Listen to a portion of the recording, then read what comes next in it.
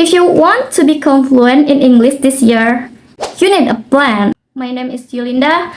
I'm a student at Bale Bandung University, Faculty of Economics Accounting Study Program. And it's my goal to help you speak English confidently, clearly, and fluently. In this video, I'm going to tell you why you need a plan when learning English and how you can create one. I'm also going to give you 7 different language learning techniques which you can use to help you improve your English more quickly and efficiently. I know when it comes to learning English, it can seem like there's a lot of information out there, too much information. It can be really overwhelming and often you don't know where to start. But don't worry, in this video, I'm going to be very specific and tell you everything you need to know to create your own custom study plan. Now, before we talk about how to do this, I want to talk about why you need a plan.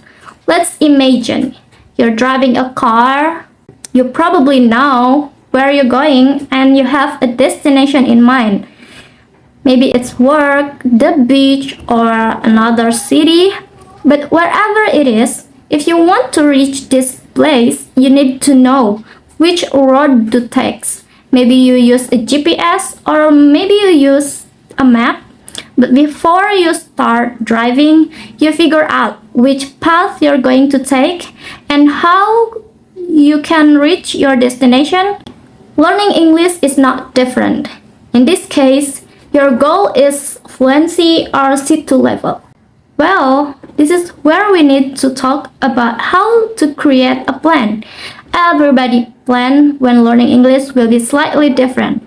And the reason for this is everybody has different needs. Maybe you're learning English to get a better job, or maybe you've just moved to the US or the UK and you want to improve your fluency to fit in and sound more like a native speaker.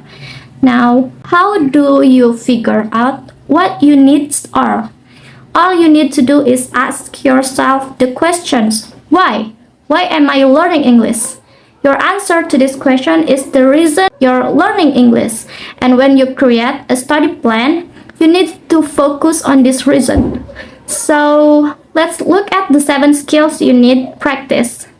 If you want to reach this level, you're going to have to focus on reading, writing, speaking, listening, vocabulary, grammar, and pronunciation. Now that we've listed these 7 skills, I want you to look at each and think honestly about how good you are at it. How well do you know these 7 skills? I want you to rank them each from 1 to 7. With 7 being the worst, so you don't know this very well, it's a big weakness for you. And 1 being the best, which means you know this skill very well. And you're very good at it. Be honest with yourself because this is really important for the next part of the exercise. Let's say your reading skills aren't that great, but they're also not horrible. You give yourself a 3. Now, let's say writing is actually one of your strongest skills. You're very good at it, so you give yourself a 1. But on the other hand, your speaking skills are really not great. You feel nervous and you can't find the right words when you speak. So you give yourself a 7. Maybe your listening isn't that bad, so you give yourself a 3. You know, you need to expand your vocabulary, so you give yourself a 4. Your grammar and pronunciation are both pretty good, so you give yourself a 2 for both. Now, as I said before, it's really important that you be honest with yourself because knowing your strengths and weakness is really the only way you can actually improve. So now, you're probably thinking, Yulinda, I have these 7 numbers. What's the point of this? What do I do now? Well, this is where the magic happened. I want you to look at this blank schedule. We have 7 days of the week and 7 different rows. Each of those numbers you choose represent how often you're going to practice that skill per week. So you gave yourself a treat for reading. You could do this in Sunday, Wednesday, and Saturday. Since you're really good at writing, you don't need to practice it that much. You gave yourself a 1, so you need to practice once a week. Let's say you have some time on Monday, so you practice it then.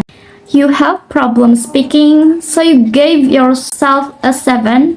This means you need to practice speaking 7 days a week. Once you filled out this whole chart, it should look something like this. Obviously, yours will look a bit different depending on what skills you need to practice and how much time you have on certain days.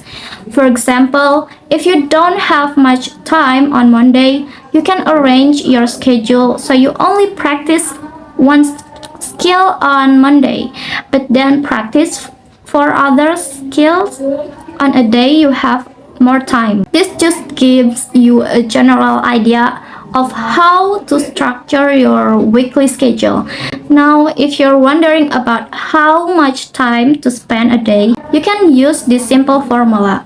Just take how much time you have to spend and divide it by the number of skills you have to practice that day. For example, if you have an hour on Monday, and you have to practice writing, reading, speaking, and vocabulary, that means you have to spend 15 minutes on each skill. So pause the video, go fill out that chart, and you will have your weekly study schedule. So now you're probably thinking, okay, I have my schedule and I know which skills I need to practice, but how do I actually practice them? I'm going to give you 7 techniques you can use to practice these skills. But before we get into that, make sure to subscribe to the channel. If you're finding this video helpful, I love hearing from you. So make sure to leave a comment below. You can connect with me on Instagram and TikTok. My username is